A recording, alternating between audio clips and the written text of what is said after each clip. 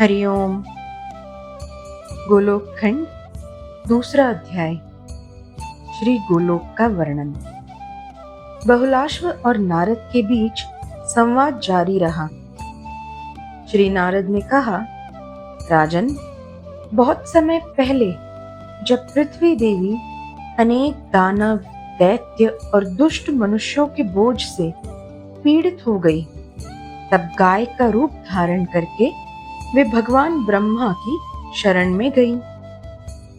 उनकी वेदना सुनकर ब्रह्मा जी ने पृथ्वी देवी को सांत्वना दी और उनकी समस्या का समाधान खोजने के लिए शिवजी और अन्य देवताओं के साथ वैकुंठ चले गए।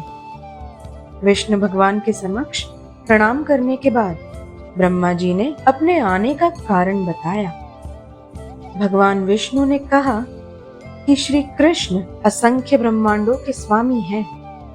उनके बिना इस समस्या का समाधान नहीं हो सकता। आपको तुरंत उनके निवास पर जाना चाहिए।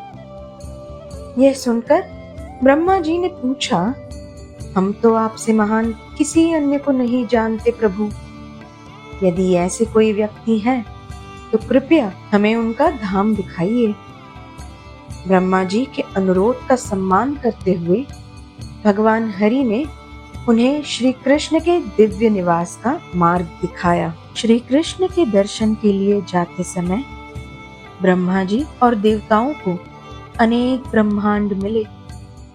जो कुछ भी उन्होंने देखा वो सब बहुत अद्भुत था और उन्हें अचंभित कर गया। वे कई योजन दूर तक यात्रा करते हुए आगे बढ़े।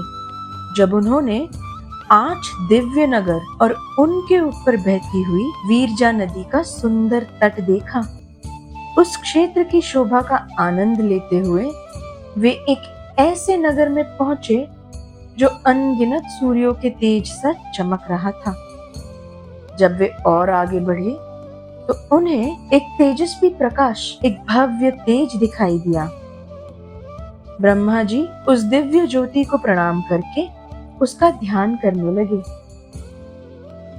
उसी ज्योति के भीतर उन्होंने असंख्य मुखों वाले श्वेत वर्ण शेषनाग को देखा और उनकी गोद में था गोलोक वृंदावन।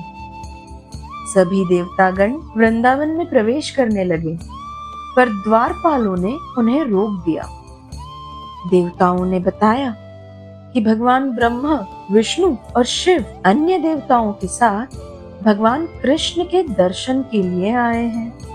तो शतचंद्रनना नामक द्वारपालिका ने उनसे पूछा कि वे किस ब्रह्मांड से आ रहे हैं। इस प्रश्न का उत्तर जब देवता न दे पाए, तब भगवान विष्णु ने कहा, हम उस ब्रह्मांड से आए हैं जहां वामन और कृष्ण गर्भ के अवतार हुए थे। तब उन्हें गोलोक धाम में प्रवेश करने की अनुमति मिली।